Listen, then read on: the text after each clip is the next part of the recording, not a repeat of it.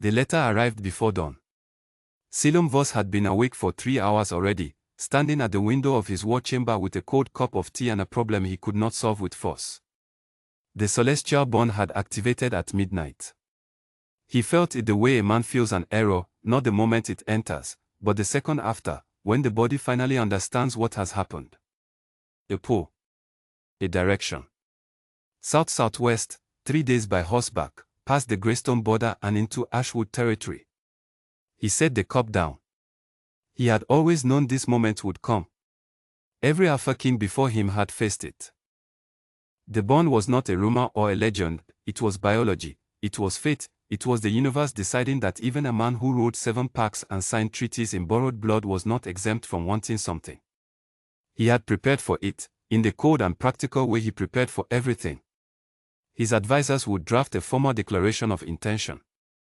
His beta, Overheard, would arrange a diplomatic visit. The woman, whoever she was, would be received with appropriate ceremony. There would be a formal meeting, careful conversation, all the proper steps taken in the proper order. He read the letter on his desk. It was from his intelligence network, already tracking the bond signal the moment it activated. Ashwood Park. The estate of the Ashwood Alpha, currently in poor health. The woman who had been running the estate in his absence, his daughter, Elara Ashwood. Age 28. Unmarked. Selim folded the letter. Tucked it into the fire. Watched it burn. Then he called Owen. Overheard had served Selim for 11 years. He was broad-shouldered, quick-minded, and possessed of an exceptional ability to keep his face perfectly still when everything inside him was not still at all. He kept his face very still when Selim told him the plan. "You want to go as a servant," Owen said. "A stable hand. I have a contact at the Ashwood hiring agency. They placed 3 new staff last week. 1 more will not raise questions. You are the Alpha King of the Northern Realm." "I am aware." Owen looked at him for a long moment. "And the purpose of this is exactly what?" "To observe," Selim said. "Before she can perform for me. Before her people can arrange her into whatever shape they think I want to see. I want to know who she actually is when no one is watching." Owen considered this with the expression of a man who knows he cannot win the argument and is deciding whether to try anyway. He decided not to. "How long?" "A week. Perhaps less. And if someone recognizes you?"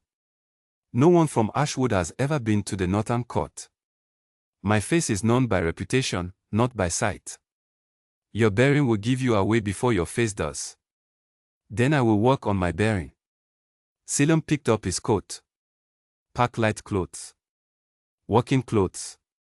Nothing with a Northern Realm seal." Owen made a sound that was not quite a sigh. "I'll monitor from the ridge. Half a mile out, eastern slope, staying out of sight." "Naturally." "And Owen." Selim paused at the door. "If this goes wrong, I was never here." Owen said nothing. He had been saying nothing in that particular way for 11 years, which was how Selim knew he was deeply, silently, and helplessly entertained. The ride south took 2.5 days. Selim used the time to become someone else, not in the theatrical way, not with disguises or affected voices, but in the quiet way of a man who understands that identity is mostly posture and permission. He let the wind strip the court polish off him. He slept on hard ground. He stopped shaving after the first day. He spoke to other travelers along the road using the flattened, unhurried dialect of a northern laborer rather than the precise cadences of the court. He ate cheaply and rested well and arrived at the edge of Ashwood territory looking convincingly unremarkable. Broad shoulders that could pass for labor. Hands already callous from weapons training, now useful for an entirely different reason. The estate appeared on the horizon like a small town that had decided to call itself a home, green and spread wide, stone buildings clustered around a central house that was large without being grand. It had the look of a place that had been built over many decades by people who cared more about whether something worked than whether it impressed anyone. He noted that. Filed it away. The hiring office was a small stone building near the estate's east gate. A woman named Doris ran it with the efficiency of someone who had been managing chaos for 30 years and found it peaceful by now. She looked at his papers, a false name, Comarsh, that he had used before without incident, and asked him 2 questions: could he handle horses, and could he follow instructions without needing them explained twice? He said yes to both. She handed him a uniform and directed him toward the stables without another word. No ceremony. No scrutiny. Nothing. He was in. The estate was louder than he had expected. Building work was happening on the north side, drainage repair, judging by the trench running along the outer wall. Packmates moved through the grounds with purpose. People called to each other across the yard. A dog raced between the main house and the kitchen building.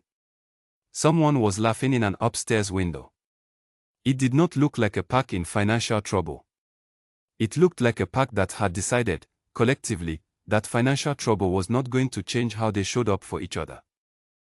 He was 3 hours into his first afternoon, mocking stalls, which was as unglamorous as it sounded, and which he performed with the thoroughness of someone who had decided that if a thing was worth doing, it was worth doing correctly regardless of what it was, when he heard the argument across the yard. Not a personal argument. A professional one. A woman's voice, clear and direct, cutting through the noise without being raised. The pitch on that drain is wrong. It will push water toward the foundation, not away from it. I showed you the correct angle when we agreed on the design 2 weeks ago. The contractor's response was lower, defensive, the tone of a man who had decided the woman must be confused rather than correct.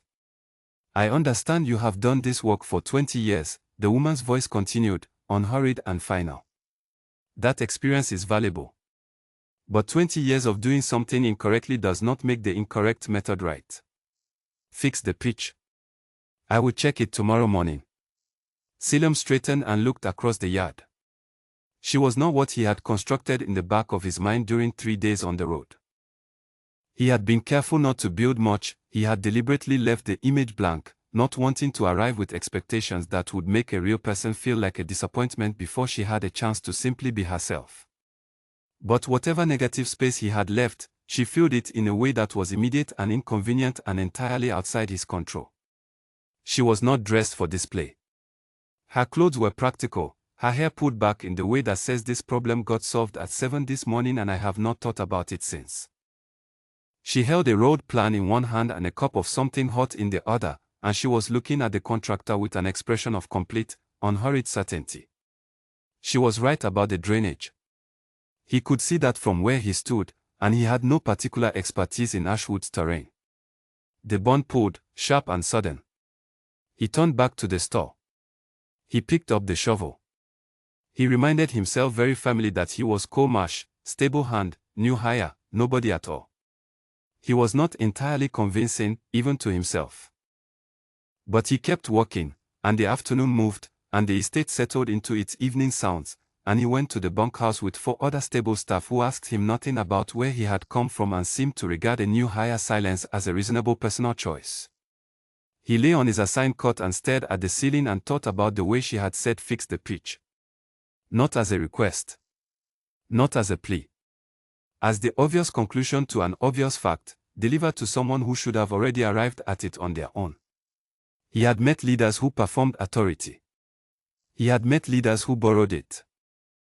He had not often met someone for whom it seemed simply native, as undecorated and functional as the truth itself.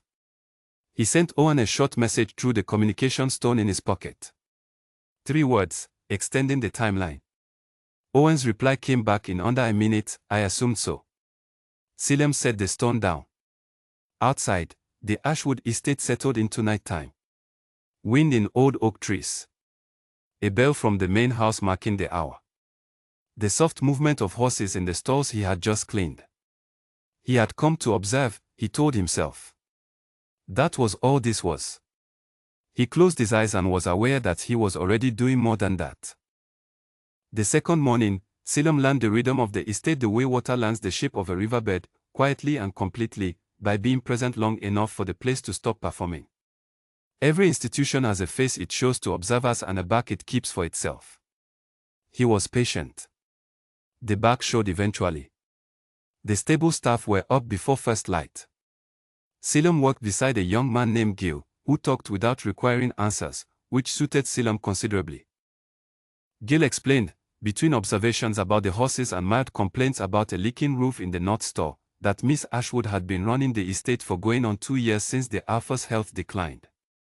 That she had renegotiated 3 supplier contracts after finding them overpriced, resolved a boundary disagreement with the neighboring Caldwell Park without involving any lawyers, and personally managed last autumn's east wing roof repairs when the hired crew proved unreliable and no one else on the estate had time to learn the work fast enough.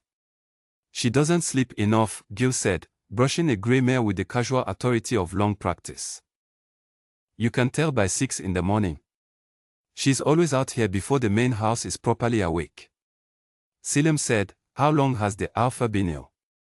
2 years, give or take. Started slow, so nobody wanted to put a name on how bad it was getting, and then it was very bad all at once and Miss Ashwood was already running everything anyway. So? Gil shrugged. Nothing changed except that everyone stopped pretending it was temporary. 2 years. She had been carrying this for 2 years, and the estate showed no visible cracks. That was not administration. That was something closer to stubbornness weaponized into care, and it had been operating at that level of intensity for long enough that the people around her had stopped questioning whether it would hold and simply trusted that it would. He went back to work and said nothing else, but he thought about it all morning. The irrigation incident happened by accident, which he suspected was how the more important things tended to happen. He was crossing the east garden around midday, shortcut to the supply shed, when he noticed the valve on a feed line running to the orchard. It was stuck in a partially open position, bleeding water at a slow and constant rate. Not dramatic. Not immediately visible to someone not specifically looking for it. But in midsummer, with the orchard requiring its full water allocation, the loss would matter very much. He stopped. He looked at it. He had fixed 3 such valves in the Northern Realm's own grounds 2 winters ago, when a freeze warped the fittings and the groundskeeper was unreachable for a week. It was not complicated work. It required knowing what you were looking at, which he did, and a proper wrench, which he found in the nearby tool shed. 9 minutes. He replaced the wrench and was walking away when he heard footsteps, not hurried, just quick, someone who moved between tasks without slowing in the spaces between them. She came around the corner of the shed and stopped when she saw him standing beside the valve. She looked at the valve. She looked at him. You fixed that, she said. It was losing water. She crossed the distance and crouched beside the valve without any self-consciousness about it, checking his work with the focus of someone who does not accept other people's assessments as proof of anything. She turned the lever. Checked the seal. Stood. Where did you learn that? He had an answer ready: previous estate work, general maintenance, Northern Territory. She listened to it with the expression of someone filing it under probably true for now and not needing it to be more than that. Thank you, she said.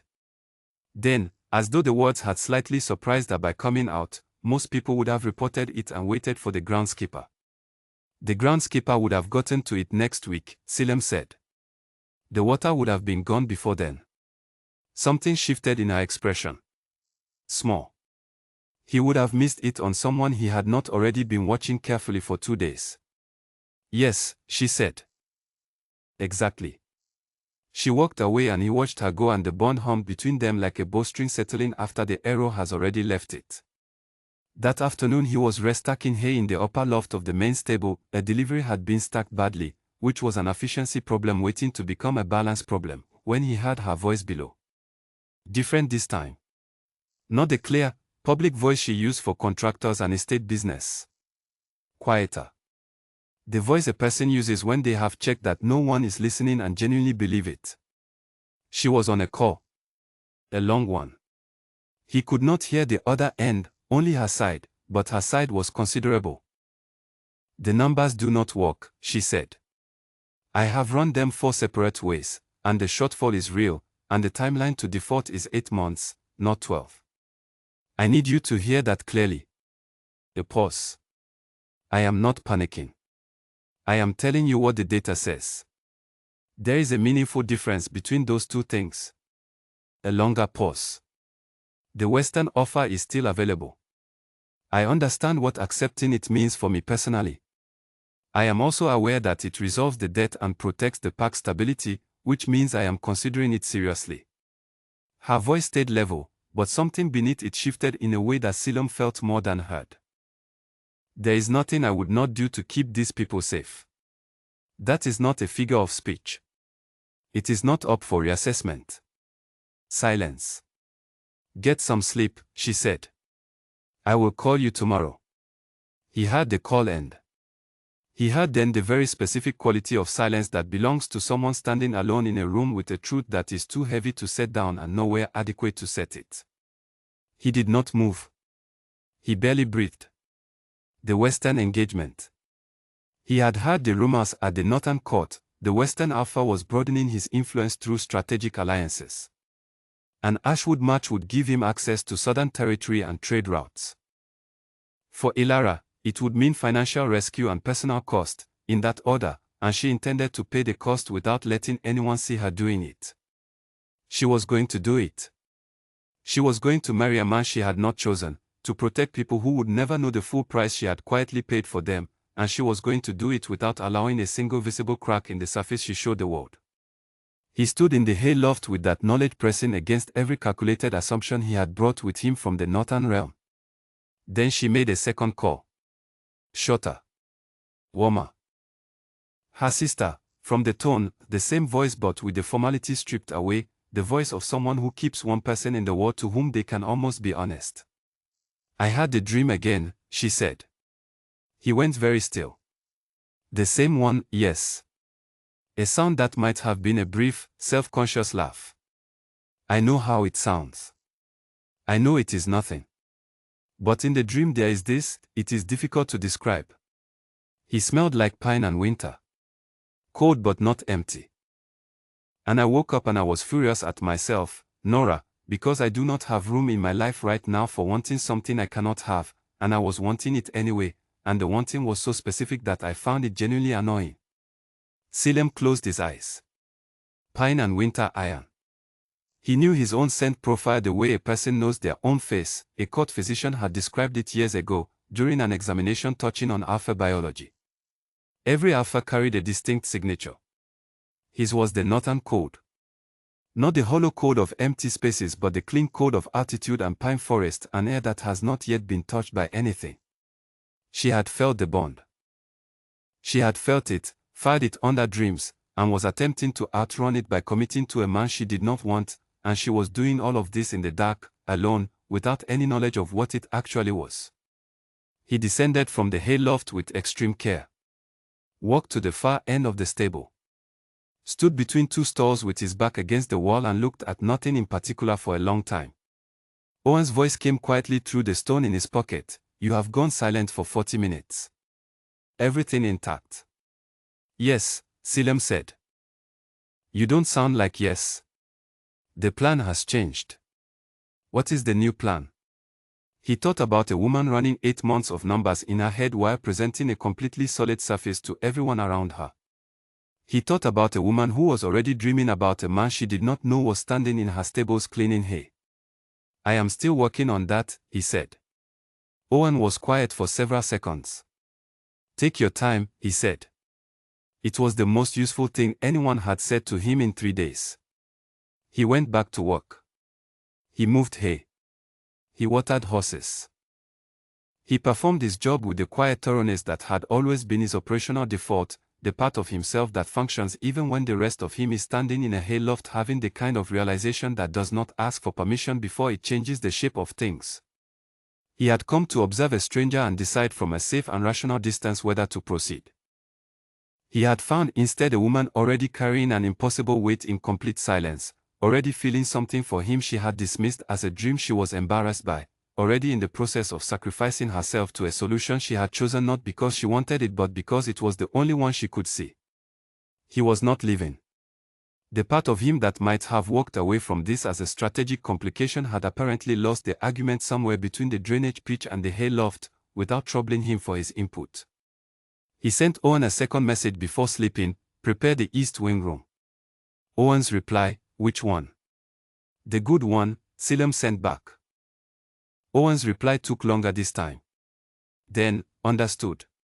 Selim lay down on his bunkhouse cot for the second night and stared at the ceiling, and outside the estate settled into its quiet, and in the morning there would be more work to do and more watching to be done, and he was very much looking forward to all of it.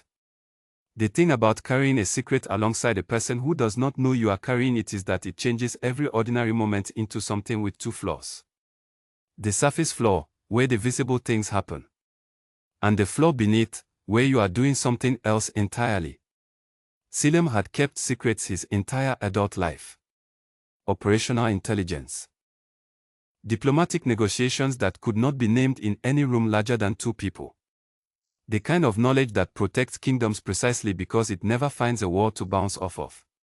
He was excellent at this. His stillness had been built on it, brick by careful brick, over 11 years of governing in a world that rewarded composure over honesty. But this was different. This secret lived in his body the same way the bond did, not in his thoughts, where he could file it and manage it, but somewhere below that, in the part of a person that reacts before the mind can intervene. Every time Ilara passed him in the yard. Every time he caught the edge of her voice carrying across a building.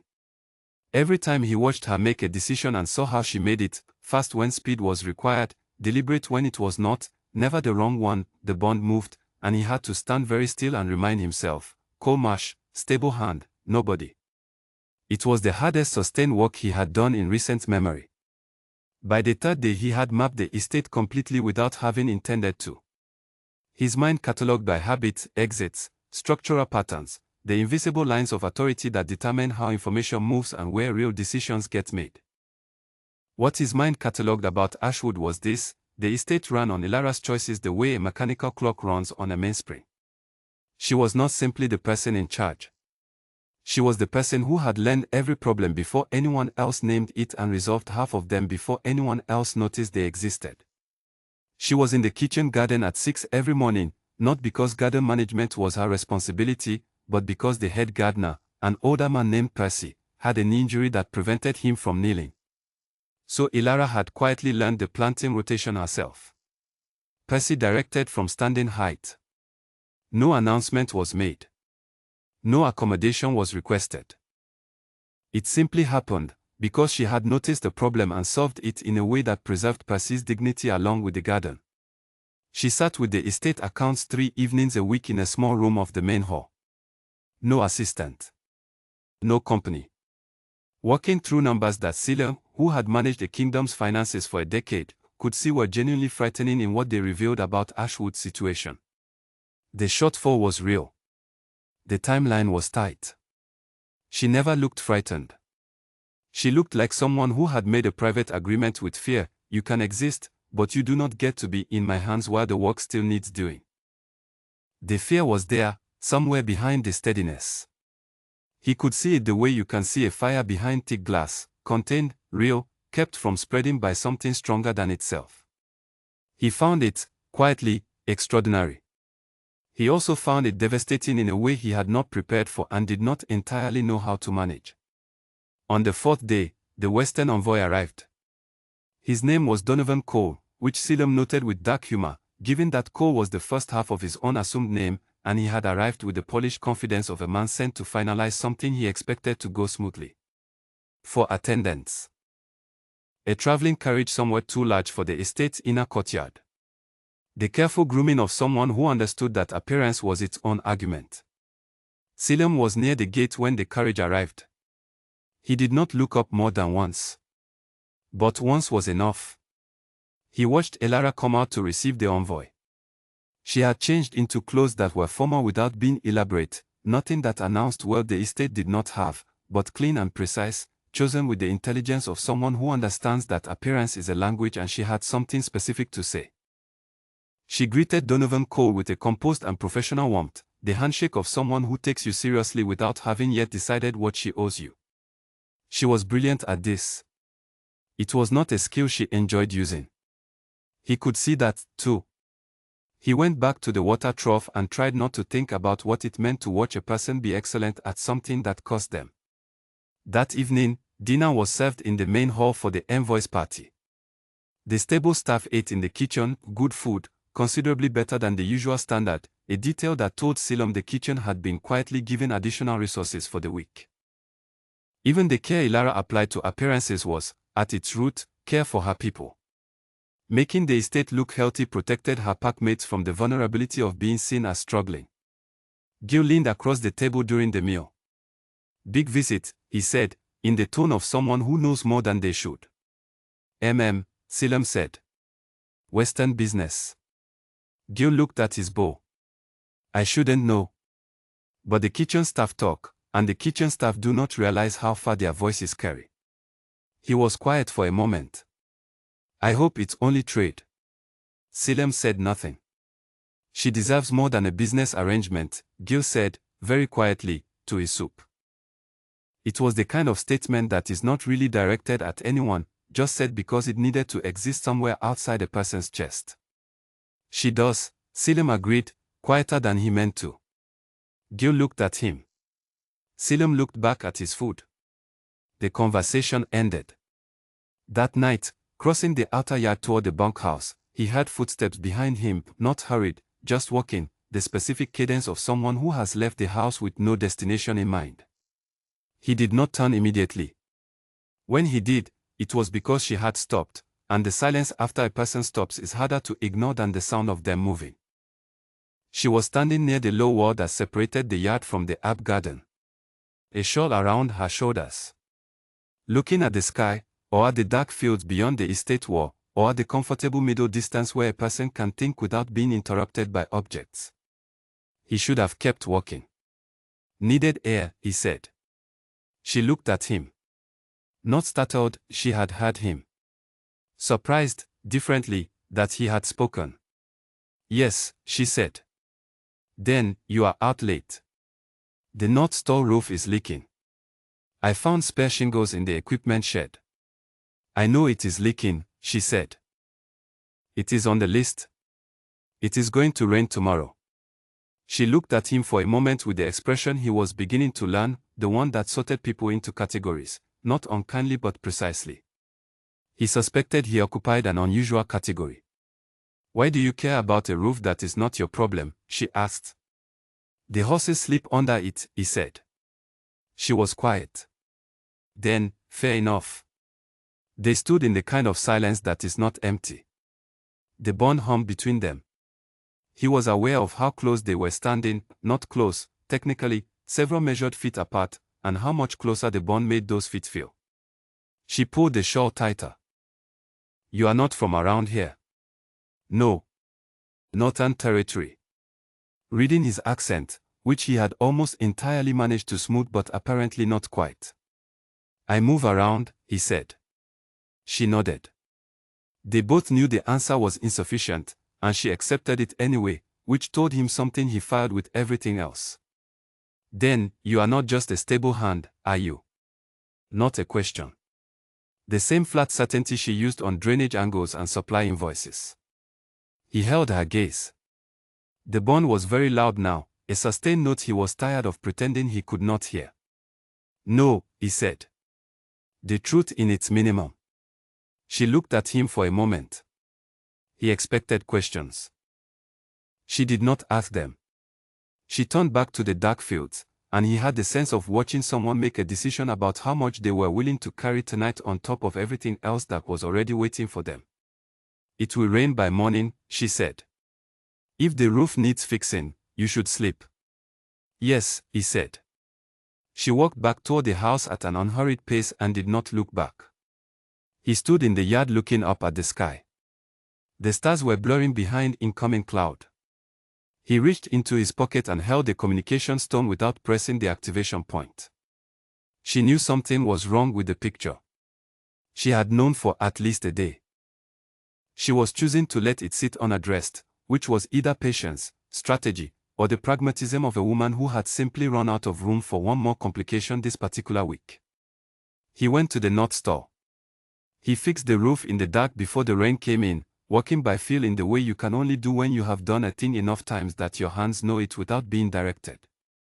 He did not sleep until close to morning. He did not mind.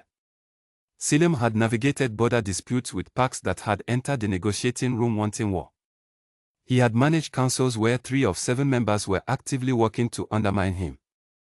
He had once gone 4 days without sleep during a territorial emergency and emerged from it coherent enough to draft an agreement that held for 9 years without requiring amendment. He had never felt more specifically and deliberately cornered than he did the morning Donovan Cole sought him out at the water troughs. The envoy was dressed in Western formal colors, which told Selim that either the previous evening's conversation with Ilara had gone well enough to warrant formality, or not well enough and the formality was a show of confidence. He approached with the focused energy of a man who has been sent to complete a task and is mildly annoyed to find distractions in his path. "You," the envoy said. "You are new here." "Arrived this week," Selim said, keeping his hands moving on the trough fittings. "Where from?" "Various places. I travel for work." Donovan Cole looked at him the way a person looks at a wall they suspect is not load-bearing. Not certain, not alarmed, just paying attention. "You don't move like hired staff," he said. Selim set down the bucket. He kept his posture deliberately unhurried, slightly slumped in the way of someone who has learned that taking up less space keeps more of the conversation in his control. "I've had different kinds of work over the years. Security mostly, some estate management. I needed something quieter for a while." The envoy considered this. He wanted to believe it. It fit a familiar shape, a man who had worked in serious environments, stepped back for personal reasons, took labor in the meantime. He nodded, eventually, and moved on.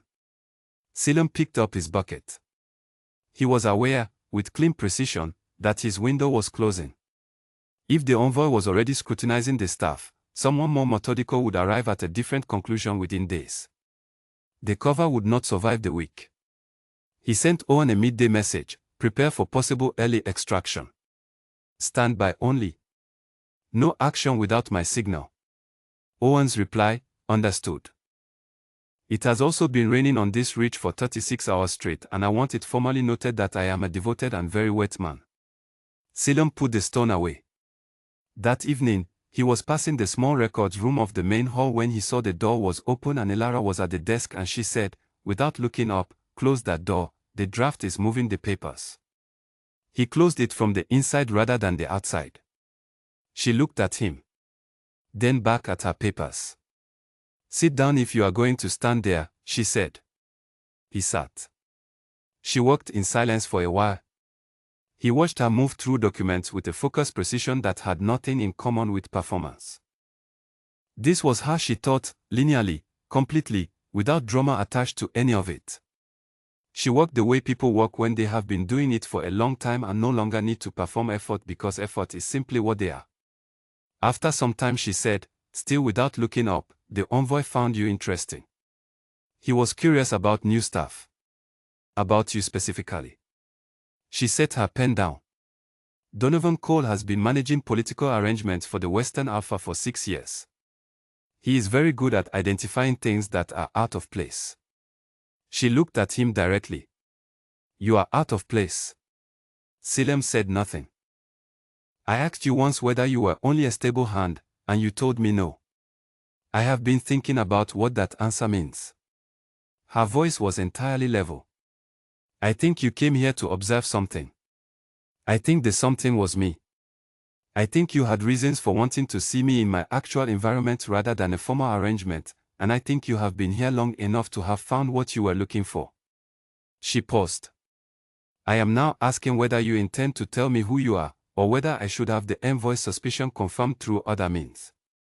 She said all of this with the same composure she used when she told the contractor to fix the drainage pitch. Simply. Directly. As the obvious conclusion to an obvious set of facts. Selim looked at her. He reached into the collar of his shirt and removed the chain he had been wearing under his clothes for the entire duration of the stay. On the chain hung a small seal, a ring of iron with a specific emblem, the kind that appears on every formal document issued from the Northern Realm. He set it on the desk between them. She looked at it for a long time. Then she looked at him.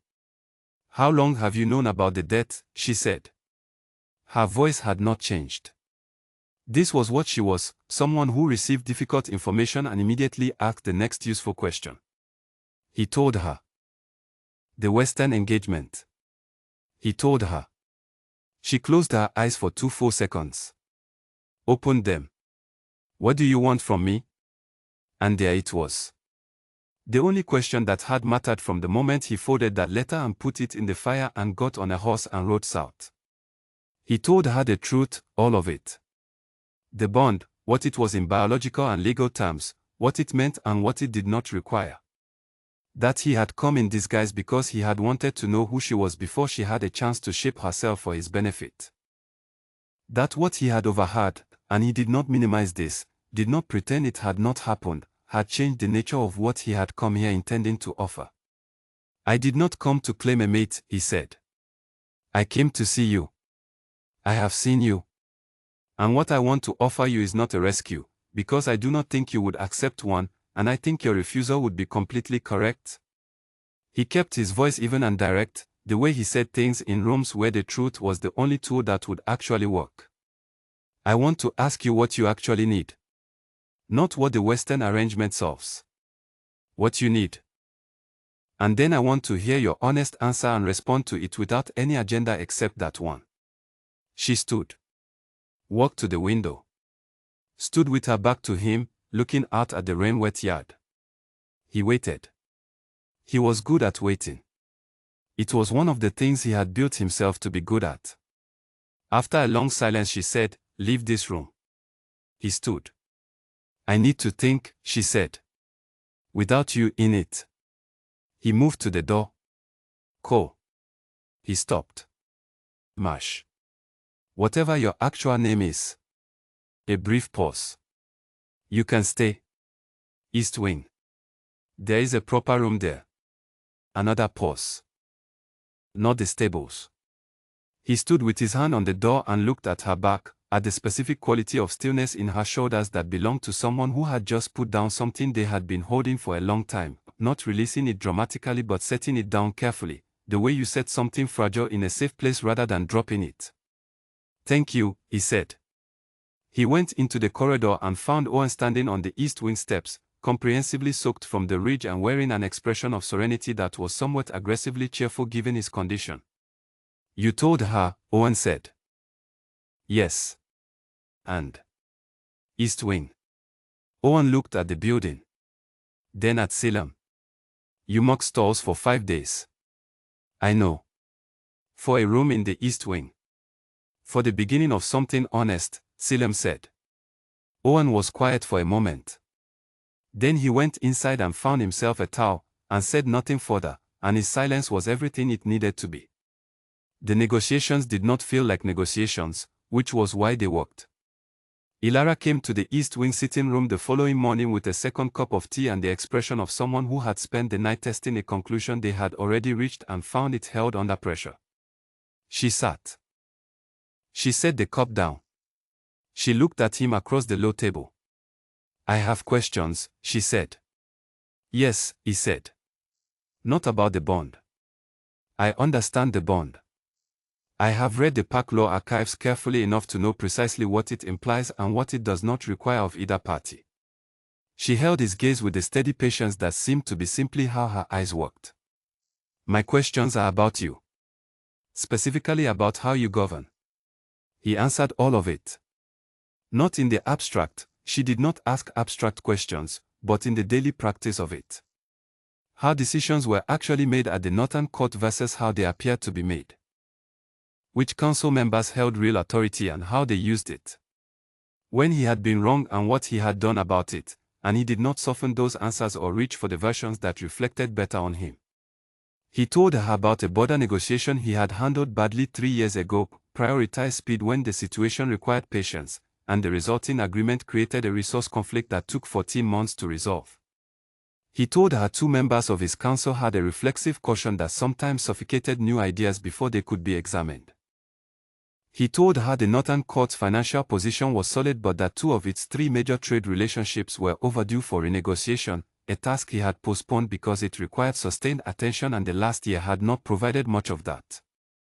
She listened to everything with the same quality of attention, complete and without performance. Your counsel is going to find me complicated, she said when he finished. Some will.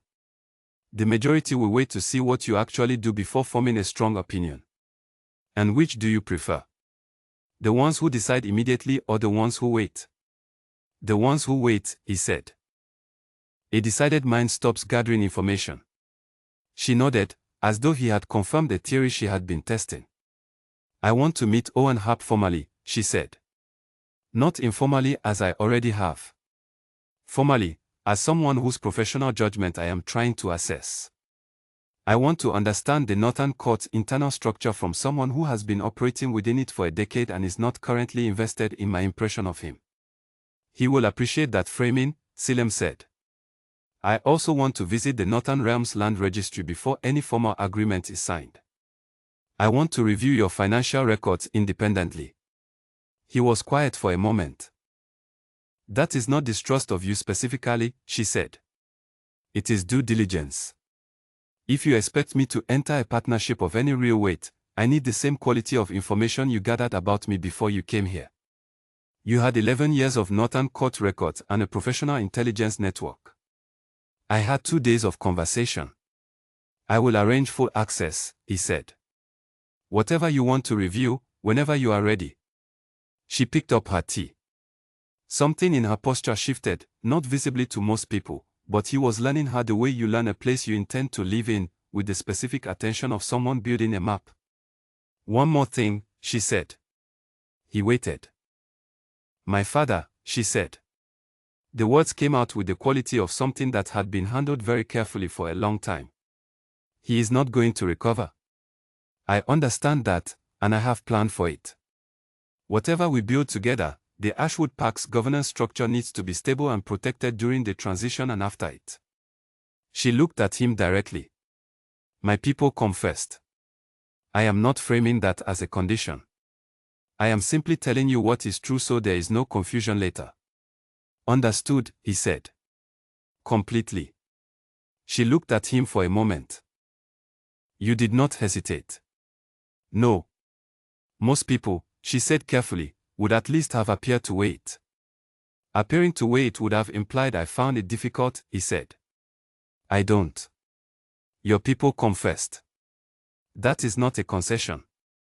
It is the only version of this that would make sense to build. She was very still. Outside the east wing window the estate moved through its late morning. Percy was directing work in the garden at full volume. The kitchen smelled of bread and something with rosemary. The ordinary machinery of a place that had been holding itself together through sheer practice determination, moving through another day of it. I would like to visit the Northern Realm next week, Ilara said finally. Owen can arrange the details. I will bring my accountant and my park law advisor. We will review the records, I will meet your counsel, and then I will make a real decision. She set down her cup. A final one. Yes, he said. If the decision is yes, she said, this works as equal partnership. Real input on decisions affecting Ashwood. Formal recognition of Ashwood's governance independence within whatever alliance structure we build. And you stop referring to me in official correspondence as your future mate until I have used that phrase myself. He had not, as it happened, used that phrase in official correspondence. But he understood exactly why she was drawing the line. Agreed, he said. All of it. She stood. Picked up her cup. Moved to the door. Stopped. Turned back with the look of someone who has one more thing to say and is choosing the exact words carefully. When you fixed the irrigation valve, she said. And then the roof. You told no one. You did not mention it, or use it to make a favorable impression. You simply did it. He said nothing. You fixed them because they needed fixing, she said. Not because someone was watching. Yes, he said. She looked at him for one final moment, the same look she had given the contractor's corrected drainage work, the same look she gave a supply invoice when the numbers were right, and left. He sat in the east wing sitting room for a while and looked at the window. Owen appeared in the doorway presently. He had not been asked to come, but he had clearly been nearby, and he was carrying a cup of tea he had not been invited to bring, and his expression was the most genuinely pleased Selim had seen it in a considerable time. Next week, Selim said. Northern Realm. Full registry access and council introduction.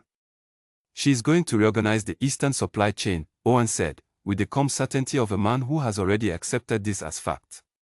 I am giving it 1 month. Possibly less, Selim said. This is going to be excellent, Owen said, and settled comfortably into the chair across from him as though he intended to stay there, which he did. Outside, the Ashwood estate continued its day. Percy's voice carried across the garden. Gil was talking to a horse in the stable. The kitchen door opened and closed with the practiced rhythm of people who had been feeding each other for a long time and knew how to do it well. Selim picked up his tea.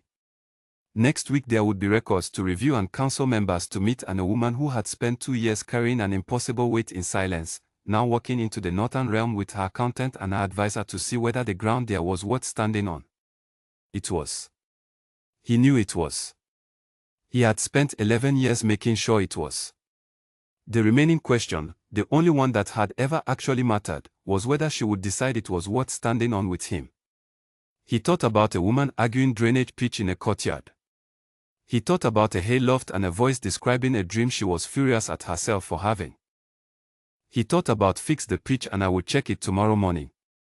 He drank his tea and waited, and for the first time in a very long time, the waiting felt like exactly the right thing to be doing. The bond settled on a Tuesday, in the middle of a supply ledger review, between items 7 and 8 on a list of 14. Selim could not tell you the precise moment. It did not arrive like a decision or a declaration.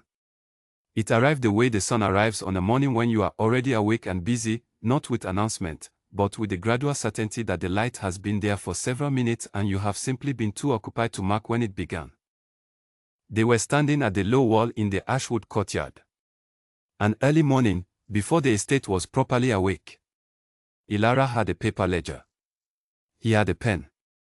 She was pointing at a line item she wanted him to explain, and her hand was near his hand, and the bond simply became true in the space between them, as though it had been waiting with considerable patience for a moment quiet enough to make itself known. She looked at him. He looked at her.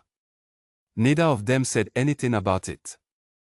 A courier came through the gate at that exact moment, the universe's idea of timing, apparently, carrying a sealed letter addressed to the Alpha King of the Northern Realm and looking, somewhat desperately, at the early morning collection of estate workers for someone who matched the description he had been given. Ilara reached out and took the letter from him. She read the title on the envelope with the same expression she brought to drainage angles and account ledgers. Then she turned and held it out to Selim. "Your mail," she said. He took it. Neither of them moved. The courier was waiting. The estate was beginning its morning around them, Percy in the garden, horses shifting, the kitchen door opening. Ordinary sounds. The texture of a place that had been running on one person's iron determination for 2 years and was, in some way not yet visible to everyone in it, beginning to have help. He put the letter in his coat pocket. He picked up the pen. "Third line," he said. "The feed cost. You are being overcharged by roughly 12%. "I know," she said. "I am renegotiating it next week. I can provide comparison rates from the northern suppliers before then. It will give you more leverage in the conversation." She glanced at him sideways. "That would be useful." "Yes," he said. They went back to the ledger. This was how it was, with them. Not the version he had imagined in the abstract, during years of running a kingdom alone and not particularly minding it. Not dramatic. Not ceremonial. Two people standing at a wall with a paper list of problems, walking through them in order, neither of them performing anything for the other's benefit. Owen Harp was standing in the doorway of the East Wing with a cup of tea and the quiet satisfaction of a man watching something he has been waiting for finally happen. He did not interrupt. He was good at not interrupting.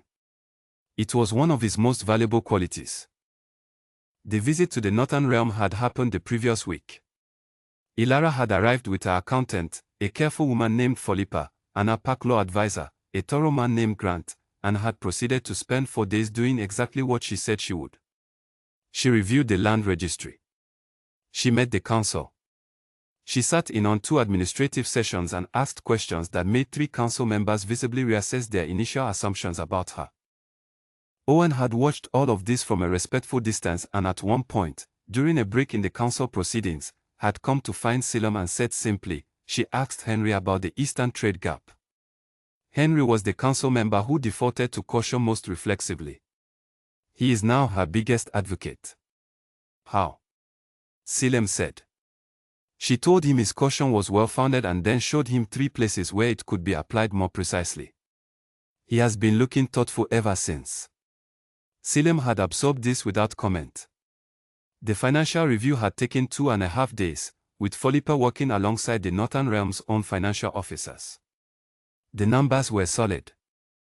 Not without challenges, the trade renegotiations were genuinely overdue, and one of the Northern supply chains had inefficiencies that had been tolerated too long, but solid. Sound. Built on work rather than appearance. On the evening of the 3rd day, Ilara had found the room. It was in the north wing of the main court building, not the largest room, not the most impressive, but carefully prepared. Good light. A desk large enough for serious work. A window facing east for morning reading. Bookshelves that had been stocked with reference material she would actually use rather than books that looked impressive. Owen had arranged all of it after Selim told him to use his judgment, and Owen's judgment had been, as usual, precisely right. She stood in the doorway for a moment. Set down her papers. Yes, she said. He was in the corridor. He had not been pretending otherwise. Good, he said. I still have 14 conditions. I know. I read them again this morning. And I accept all of them, he said. The same as before. She looked at him with the expression he was slowly learning, the one that was not quite a smile but contained everything adjacent to it.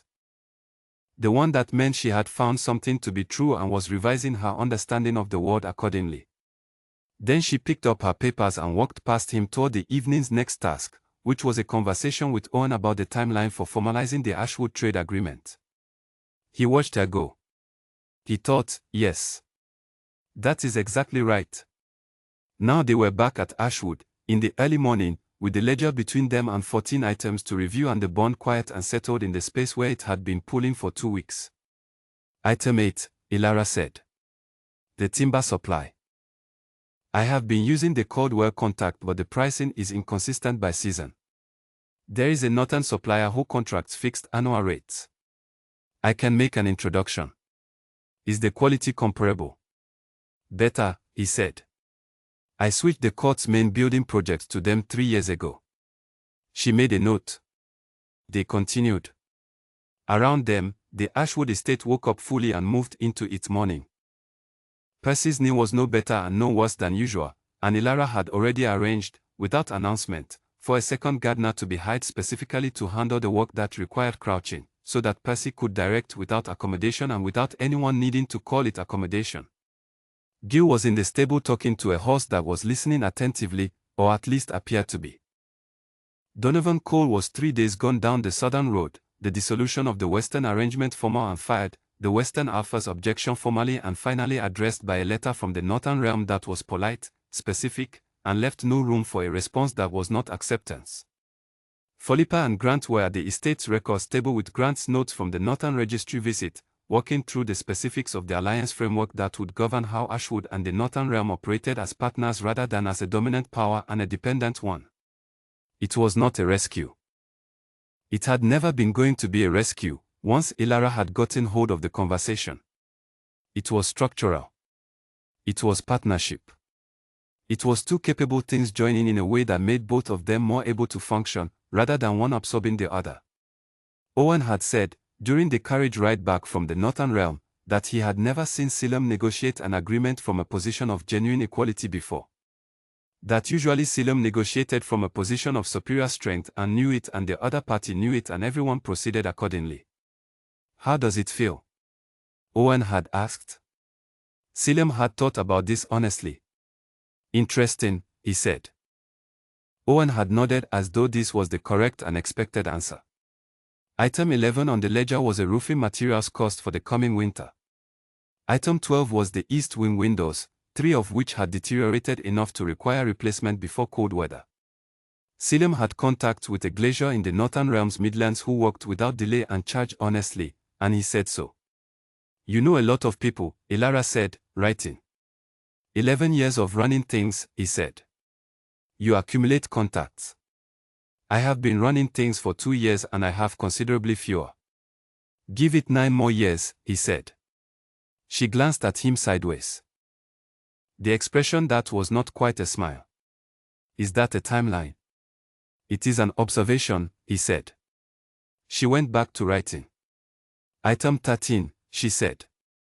The livestock feed contract. I want to consolidate it.